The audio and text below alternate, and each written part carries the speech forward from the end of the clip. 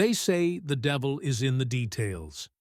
For Mason, it wasn't a lipstick stain or a late-night text that ended his perfect life.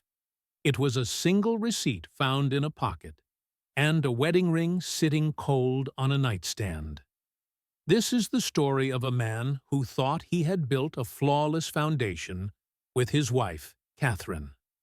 But after she returns from a girls' trip, Mason discovers that the cracks in his marriage run deeper than he could have ever imagined. It's a story about a betrayal so close to home, it rewrites his entire history. If you appreciate stories about uncovering the truth and finding the strength to walk away, please hit subscribe and stay with me. We explore the hidden sides of relationships every week. Let's step into Mason's world. It was supposed to be the perfect homecoming. Catherine was back from 3 days of sun and cocktails in Miami with her college girlfriends, her skin glowing, her smile practiced. But as she showered off the travel fatigue, Mason decided to be the dutiful husband and unpack her suitcase. That was his mistake.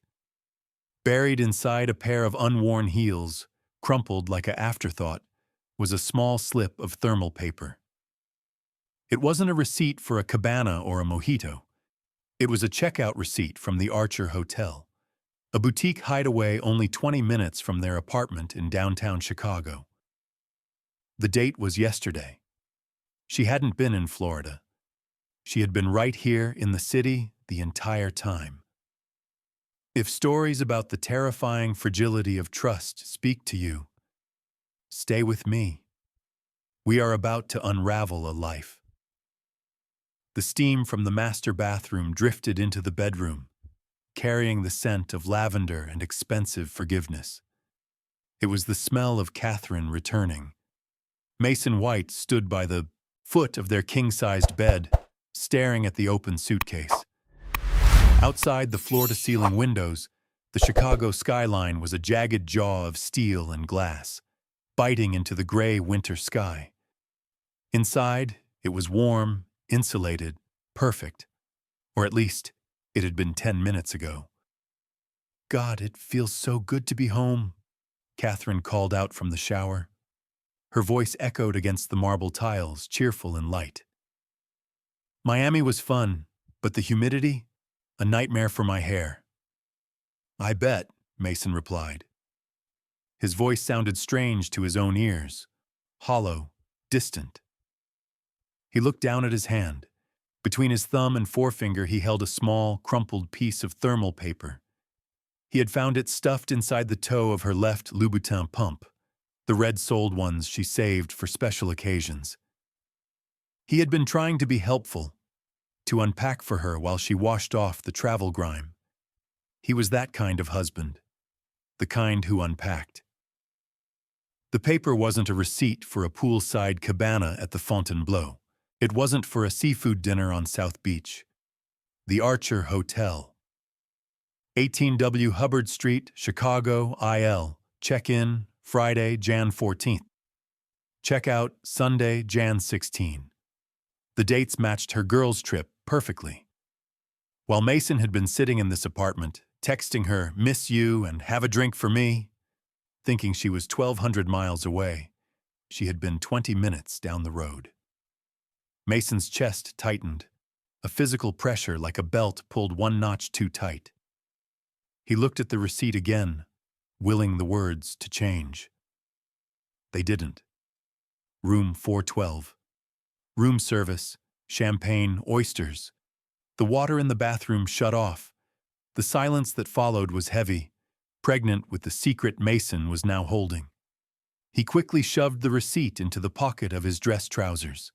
His heart hammered a frantic rhythm against his ribs. "Don't panic," the architect in him whispered. "Assess the structure before you swing the sledgehammer." Catherine walked out, wrapped in a plush white towel. Her wet hair was slicked back, her face scrubbed clean. She looked beautiful in that sharp, untouchable way that had drawn him to her 7 years ago. "What's wrong?" she asked, pausing as she dried her arms. You look like you've seen a ghost. Just work, Mason lied. The lie tasted like copper. Thinking about the renderings for the Kensington project. Catherine smiled, walking over to the vanity table. She sat down and began applying her serums. You work too hard, Mason. You should have come with us. Well, not with us, but escaped. Maybe next time, he said, watching her reflection in the mirror. She reached for the jewelry tray on the vanity. That's when Mason saw it. Her wedding ring, the platinum band with the solitaire diamond he had spent 6 months saving for, back when he was a junior associate. It was sitting on the velvet tray. You took your ring off? Mason said. It wasn't a question. Catherine didn't flinch. She picked up a bottle of moisturizer. Oh, yeah, I took it off before we went to the beach on Saturday. Didn't want to lose it in the ocean. Sand and salt, you know? Mason looked at her skin. She was pale. Winter pale. There was no trace of the Miami sun, no burn lines, no freckles surfacing. Just the creamy, untouched alabaster of a woman who had spent the weekend indoors. Right, Mason said softly. The ocean. He walked over to her, standing behind her chair. He placed his hands on her bare shoulders. She leaned back into his touch, closing her eyes, humming with contentment. But as he leaned down to kiss the curve of her neck, he didn't smell the ocean. He didn't smell sunscreen.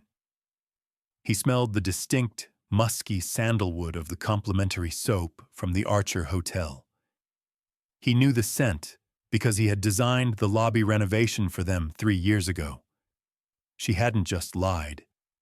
She had brought the evidence home, worn into her skin. I missed you, she whispered, reaching up to touch his hand. Mason looked at her hand, ringless, naked, and felt the foundation of his life give a terrifying lurch. I missed you too, he said, and for the first time in 7 years, he looked at his wife and saw a stranger. Dinner that night was a masterclass in fiction. They sat at the mahogany dining table, the one they had imported from Italy 3 years ago, separated by a centerpiece of white lilies and a vast, invisible ocean of deceit. Mason watched Catherine twirl her pasta around her fork. She was animated, her cheeks flushed with the wine she had poured a little too eagerly. She was telling him about a drag brunch in South Beach, describing the costumes, the music, the heat. And then Sarah, you know how clumsy she is. She spilled her mimosa all over this guy's white linen pants. Catherine laughed, taking a sip of her Cabernet. It was mortifying, Mason. You would have died. Mason cut into his steak. The knife scraped against the porcelain, a harsh, screeching sound that made Catherine pause for a fraction of a second. Sounds chaotic, Mason said, his voice level. Did you take any pictures? I'd love to see the beach. Catherine's smile didn't falter, but her eyes did. They flickered, just for a moment, to her phone sitting face down on the table. It was a subtle shift, a micro-expression that Mason would have missed yesterday. Today, it looked like a neon sign. I didn't really take many, she said, waving her hand dismissively. We made a pact, no phones, just us girls being present. It was refreshing to disconnect. Disconnect, Mason repeated. That sounds nice. I tried calling you Saturday night, went straight to voicemail. Oh, the service at the hotel was terrible, she said quickly, too quickly. Dead zones everywhere. Mason nodded slowly, chewing meat that tasted like cardboard. The Archer Hotel had excellent reception. He knew because he had taken a conference call from the lobby during the renovation project. Every word she spoke added another brick to the wall rising between them. He found himself analyzing her like a structural flaw in a building, looking for the stress points, the hairline cracks where the facade was failing to hold the weight of the lie. A buzz vibrated against the wood of the table. Catherine's phone. She didn't flip it over. She didn't check the screen. Instead, she reached out and casually slid the phone off the table and into her lap, all while maintaining eye contact with him. "So," she pivoted, her voice pitching up an octave. "How are the renderings coming along? Did Derek approve the budget for the atrium?" The mention of Derek's name sent a cold spike through Mason's spine. Derek Stone, his oldest friend, the man who had introduced them at a charity gala 7 years ago. "Derek is happy with the progress," Mason said, carefully watching her reaction. "He's been busy, though. Hard to get a hold of this weekend." Catherine took a long sip of wine. "Is he? Well, you know Derek. Probably chasing some 20-year-old model." She laughed, but her fingers were tapping a nervous rhythm against the stem of her wine glass. Mason realized with a sickening clarity that she wasn't just lying to protect herself. She was managing the narrative of his best friend, too. The scope of the betrayal was expanding, widening beyond just a hotel room. Later that night, the silence in the bedroom was deafening. Usually when Catherine returned from a trip, there was a ritual. They would lie together, limbs tangled, reconnecting after the time apart. Tonight, Catherine went through her skincare routine with robotic precision, then climbed into bed and turned her back to him immediately. "I'm exhausted," she murmured into her pillow. "Travel fatigue." "Good night, Cat," Mason whispered. He lay in the dark, staring at the ceiling. The space between them on the mattress was only a few inches, but it felt like a canyon. He could hear her breathing, steady, rhythmic, peaceful. She was sleeping soundly. She had unloaded her guilt, packed it away in a suitcase, and now she could rest. Mason, however, was wide awake. The receipt in his trouser pocket, now hanging in the closet, burned in his mind. He replayed the evening. The face-down phone, the lack of tan lines, the terrible service at a 5-star hotel in downtown Chicago. He turned his head to look at the digital clock. 2:14 a.m. Slowly, carefully, Mason slid out of bed. He needed to know. He couldn't just suspect. He needed to verify. He walked silently out of the bedroom and into the living room where her purse sat on the kitchen counter. He didn't open it. Not yet. He walked past it to his home office and booted up his laptop. If she wouldn't show him the truth, he would find it. He typed the Archer Hotel into the search bar, his finger hovering over the mouse. It was time to stop being a husband and start being an investigator. Hold on. Let me pause here for a moment. The tension in this scene is absolutely suffocating. Usually, the person telling the lie has the power, but Mason flipped the script. By staying silent and listening to the scrape of the razor, he turned into the hunter. It's terrifying how silence can be louder than screaming. If you were Mason, could you keep quiet like that? Or would you demand an answer right away? The Archer Hotel stood on West Hubbard Street like a monolith of dark brick and industrial chic. Mason stood on the sidewalk for a moment, looking up at the facade. He knew every line of this building. He had argued over the cornice details with the city council. He had selected the specific shade of brass for the entry doors. It was his creation. And now, it was the crime scene. He adjusted his scarf against the biting Chicago wind and pushed through the revolving doors. The lobby hit him with a wave of familiarity. The low, ambient jazz, the velvet armchairs, and that damned sandalwood scent. It was nauseating now, cloying and heavy. Mason walked straight to the front desk. He didn't go to the young clerk typing furiously at a computer.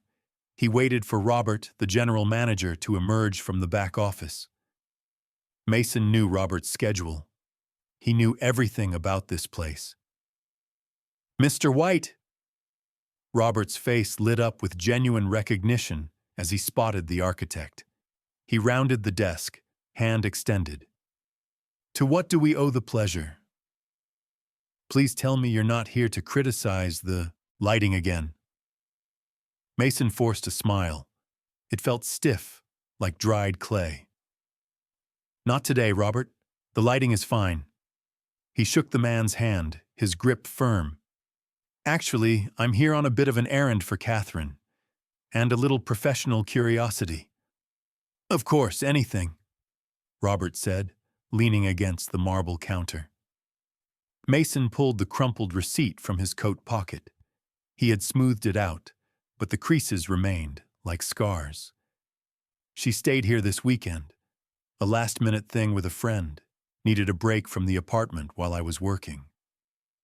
But she thinks there was a billing error with the room service." He slid the paper across the marble. "She's worried she was charged for the champagne twice. You know how she gets about details." Robert laughed, picking up the receipt. "I certainly do. Let me pull it up for you. Room 412, right?" "That's the one," Mason said. His heart was thudding against his ribs, a slow, heavy drumbeat. He watched Robert's fingers fly across the keyboard. The keystrokes sounded like gunshots in the quiet lobby. "Okay, let's see." Robert squinted at the screen. "Room 412, check-in Friday, check-out Sunday. Housekeeping noted, yes, 2 bottles of Veuve Clicquot, 1 Friday night, 1 Saturday morning." Mason felt a sour bile rise in his throat. Saturday morning. While he was drinking stale coffee in his kitchen, missing her, she was drinking champagne in bed here. "And the charge?" Mason asked, keeping his voice casual. "Did it go to our joint Amex? She couldn't remember which card she gave you." Robert tapped a few more keys, then frowned slightly. "No, Mr. White. It wasn't charged to your personal cards at all.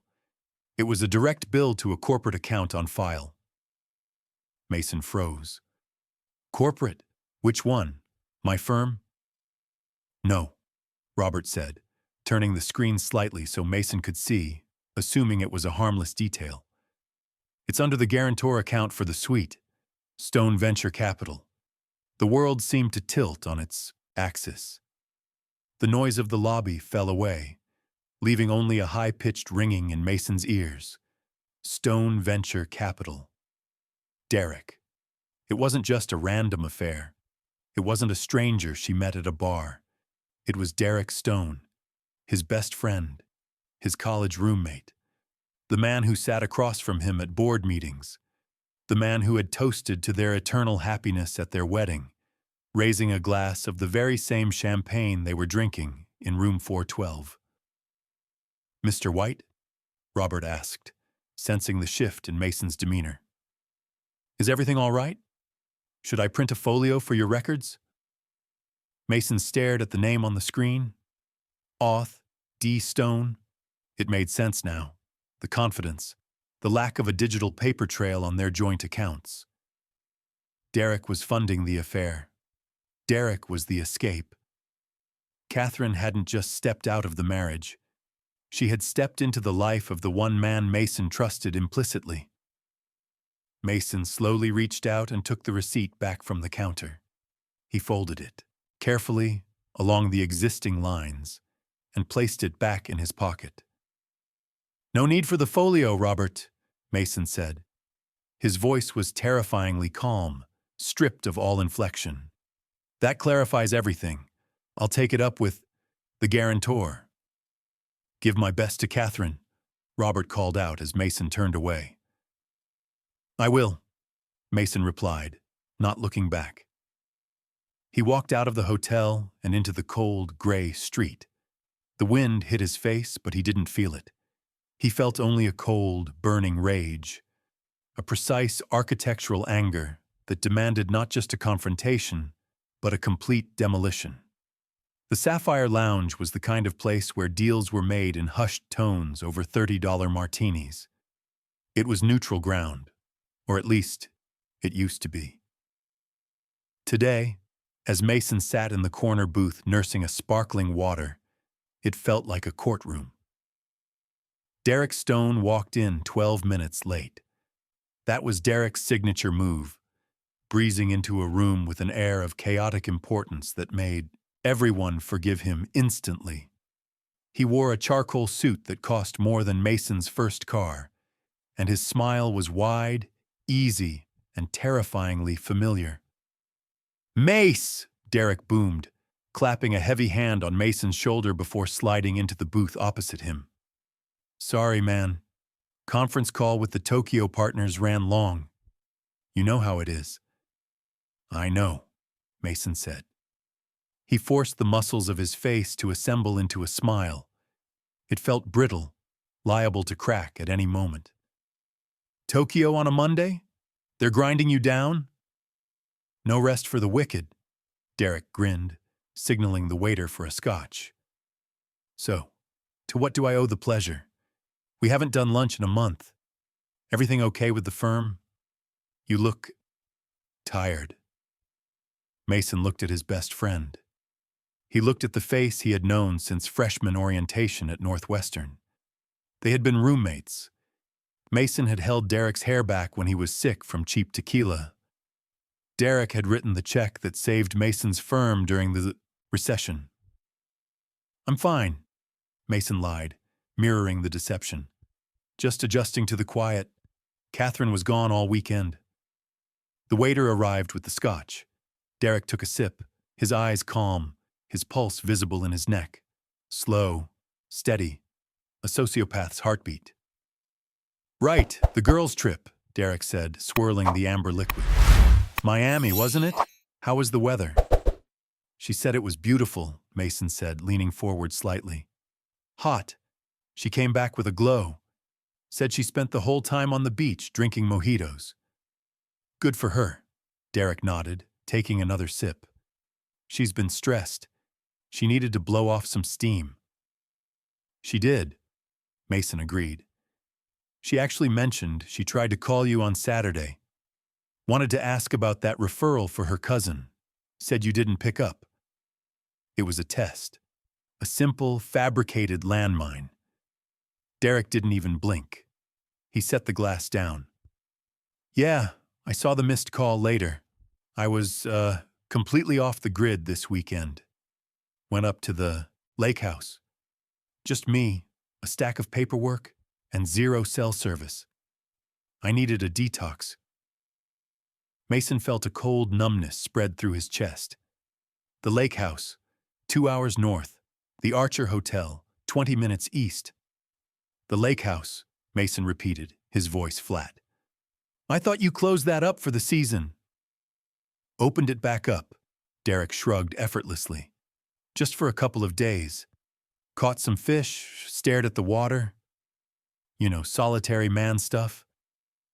He was lying with the ease of a man breathing air. He wasn't just covering for Catherine. He was inventing an entire alternative reality for himself. And he was doing it while looking Mason dead in the eye, invoking their shared history of solitary man stuff to sell the betrayal.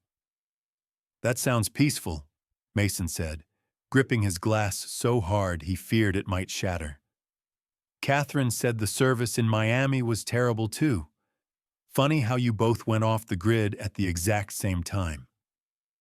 For a split second, Derek's glass paused halfway to his mouth, a microscopic hesitation. His eyes narrowed, just a fraction, assessing Mason. Then, the mask was back in place. "Must be something in the air," Derek chuckled, but the laugh didn't reach his eyes. "Planetary alignment or some shit? So are we talking about the atrium budget? Or are we just comparing weekend itineraries?" Mason released his grip on the glass. He had what he needed. Derek wasn't a bystander. He wasn't a mistake. He was the architect of the affair. He had paid for the room, ordered the oysters, and now he was sitting here buying Mason lunch, thinking he was the smartest man in the room. "The atrium," Mason said, leaning back. "Let's talk about the atrium. I found some structural weaknesses we need to address before the whole thing collapses." Derek smiled, oblivious to the double meaning. "That's why I hire you, Mace. You always see the cracks before anyone else." "I do," Mason whispered, staring at the man who was no longer his friend. "I always do." The blue light of the laptop screen was the only source of illumination in the study. It was 3 a.m. The rest of the apartment was silent, save for the hum of the refrigerator in the kitchen and the distant wind howling off Lake Michigan. Catherine was asleep in the master bedroom, oblivious, believing her digital life was as secure as her secrets. She was wrong. Mason sat in his leather chair, a glass of untouched bourbon on the coaster. In front of him was the family iPad, a device they rarely used, usually reserved for controlling the Sonos system or reading recipes. But Catherine had logged into her iCloud account 3 months ago to show him photos of a niece's birthday and had never logged out. It was a careless mistake, the kind made by people who are so arrogant in their deception that they forget the basic mechanics of security. Mason opened the Messages app. The synchronization bar loaded slowly, spinning like a roulette wheel. Then, the names populated. At the top, pinned, was Derek, not Derek Stone or D, just Derek. Mason clicked the thread. He expected sexts. He expected nude photos or dirty talk, the currency of a physical affair. He was prepared for the nausea of seeing his wife desire another man. What he found was far worse.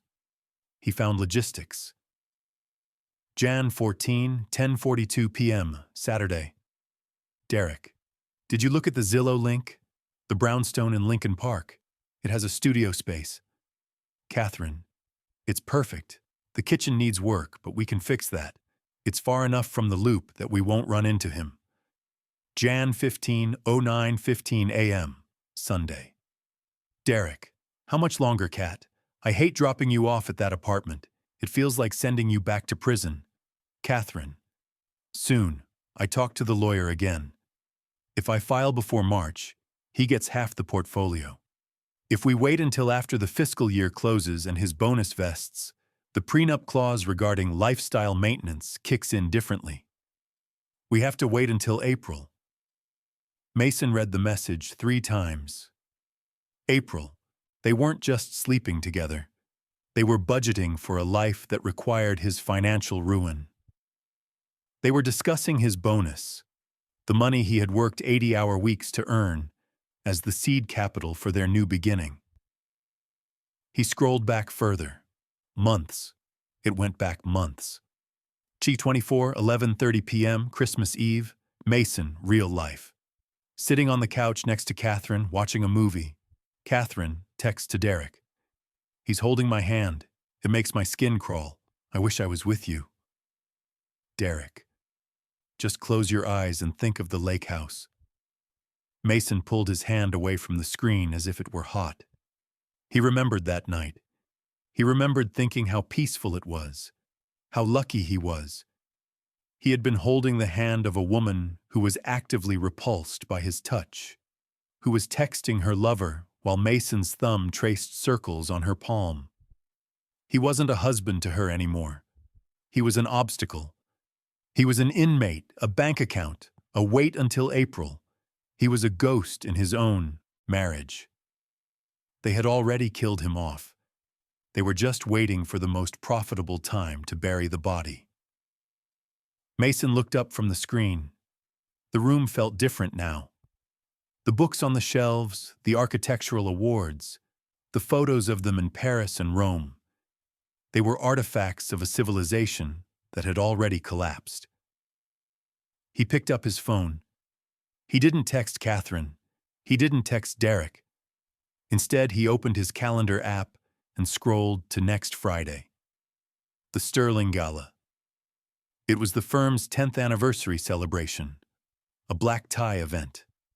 Derek would be there as the primary investor. Catherine would be there as the supportive wife. It was the biggest night of Mason's professional life.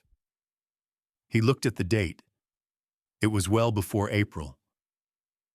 "You want a timeline?" Mason whispered to the empty room, his voice raspy and cold. "I'll give you a timeline." He took a screenshot of the message about the prenup, then the Zillow link, then the check-in confirmation Derek had forwarded her. He emailed them all to a secure private server. Then he deleted the screenshots from the iPad, closed the cover, and walked back to the bedroom. He slid into bed next to his wife, listening to the soft rhythm of her breathing. For the first time, he felt no pain, no heartbreak. He felt only the icy, crystalline clarity of a man who knows exactly what he has to do. Wait, I need to stop and say something. This is the exact moment Mason's heart hardened. Finding out about the affair was emotional, but seeing that text about the bonus, that made it transactional. He realized he isn't a husband to them anymore. He's just a financial obstacle. It's chilling how quickly love can turn into cold calculation. Have you ever felt used by someone you trusted? The week leading up to the Sterling Gala was the finest performance of Mason White's life. He didn't withdraw. He didn't sulk. Instead, he became the very model of the husband Catherine had been complaining about in her texts: attentive, generous, and dangerously accommodating. He was building a stage, and he needed his actors to feel safe enough to step onto it. On Wednesday, 2 days before the event, Mason stood in the walk-in closet, watching Catherine hold up a dress. It was a midnight blue silk gown, backless and severe, costing more than the average American's car. "It feels a bit much, doesn't it?" Catherine asked, turning to the mirror. She was fishing for a compliment, testing the temperature of his affection. Mason walked up behind her. He didn't touch her skin this time. He touched the fabric, smoothing it over her hip. "It's perfect, Kat. It's the 10th anniversary. The press will be there. The board will be there. I want everyone to see you exactly as you are." He met her eyes in the reflection. "Besides, Derek is coming. We need to look like the power couple he invested in, right?" Catherine smiled, a flash of relief washing over her features. She interpreted his comment as submission to the business dynamic, not a threat. "You're right. We have to keep up appearances for the investors?" "Exactly," Mason said, turning away to hide the darkness in his eyes. "Appearances are everything." The next phase was securing Derek. Mason drove to Derek's office on Thursday afternoon. He walked past the assistants who knew him by name, straight into the corner office overlooking the river. Derek was on a call, feet up on his desk, looking like the king of Chicago. When he saw Mason, he pointed a finger, wrapped up the call, "Buy at 60, sell at 80, you know the drill," and hung up. "Mace, to what do I owe the honor?" Derek asked, swinging his legs down. Mason sat on the edge of the desk, invading Derek's space just enough to assert dominance without seeming aggressive. "I needed a favor for tomorrow night." Derek raised an eyebrow. "Name it." "I'm giving a speech," Mason said, "about the history of the firm, about loyalty. I want you to be the one to introduce me. You're the reason we're still standing after all." It was a stroke of genius. It appealed to Derek's narcissism. The man couldn't resist a spotlight, especially one that framed him as the savior of his best friend. "I'd be honored, brother," Derek said, his voice dripping with false sincerity. "You know I've always got your back." "I know," Mason said. He stood up, buttoning his coat. "Make sure you're on time, Derek. 8 odd p.m. sharp. I have a special announcement. I don't want you to miss it." "I wouldn't miss it for the world," Derek promised. Mason walked out of the building, the wind whipping at his coat. He felt a strange calm settling over him. It was the calm of a demolition expert who had finished wiring the explosives and was now just walking toward the detonator. That night, Mason stayed up late in his study. He wasn't looking at old texts anymore. He was assembling the package. He had printed the receipt from the Archer Hotel. He had printed the Zillow listing for the brownstone. He had printed the text about the prenup and the prison of their marriage. He placed them all inside a sleek black envelope embossed with the firm's logo. It looked like a program or a gift certificate. He sealed it with a steady hand. He walked into the bedroom. Catherine was asleep, her phone on the nightstand buzzing with a muted notification. Probably Derek, confirming the plan for tomorrow, joking about the speech. Mason looked at his wife. He didn't hate her anymore.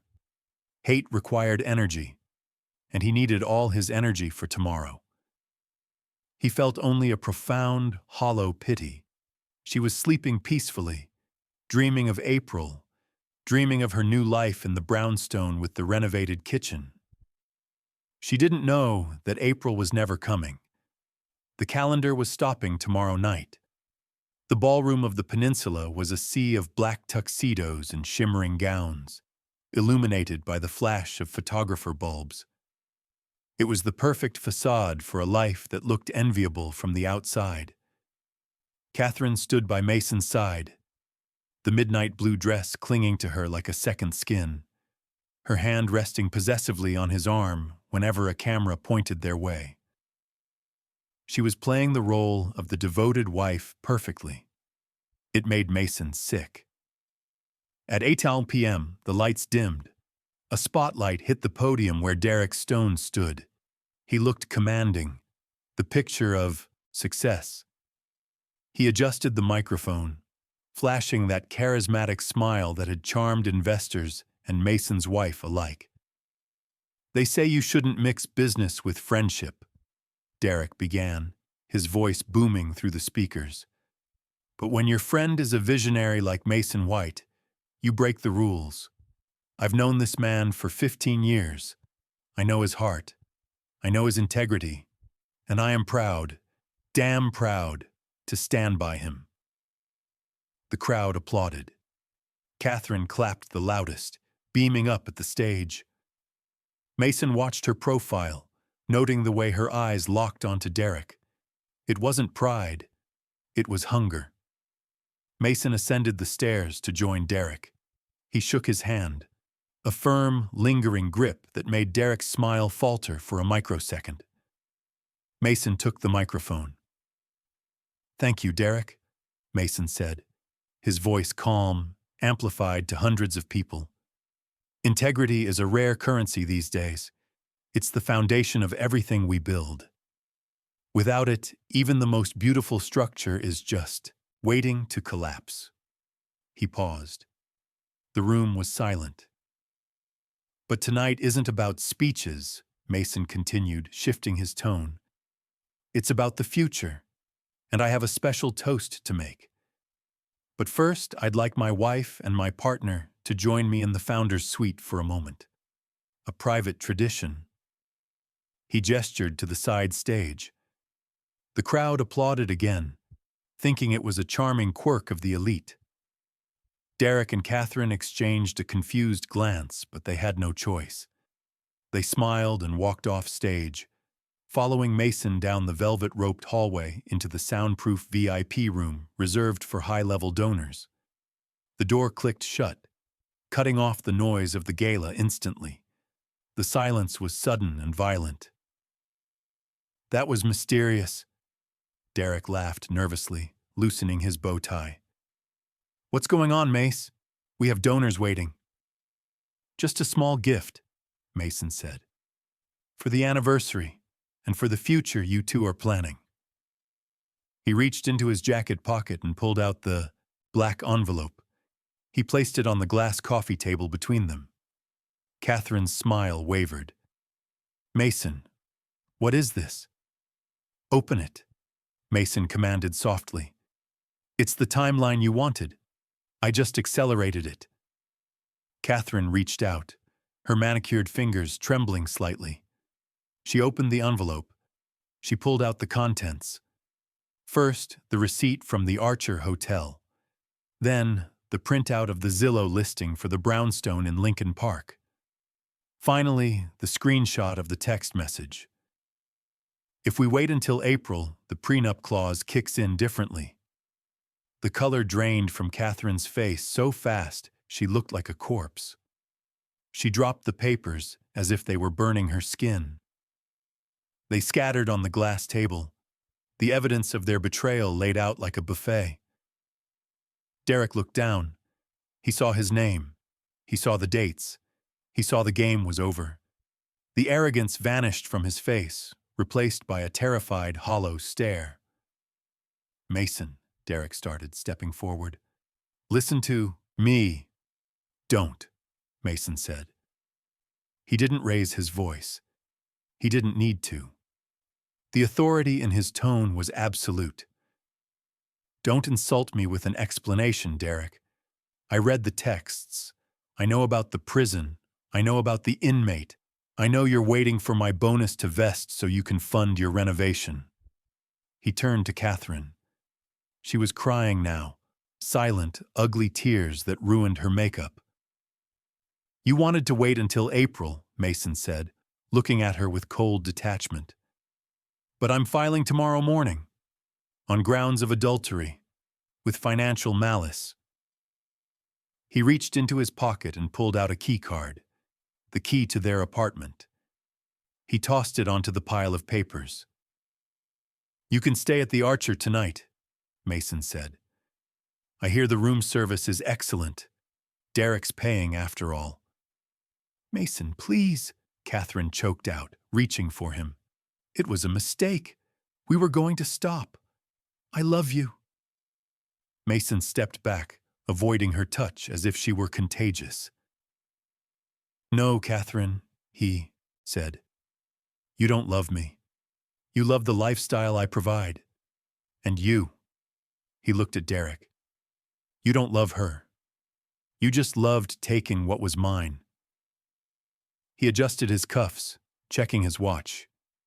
I have to go back out there, Mason said. I have a company to run. You two can leave through the service exit. It's fitting. He turned his back on them. Behind him, he heard Catherine sob, a raw, broken sound. It was the sound of a world shattering.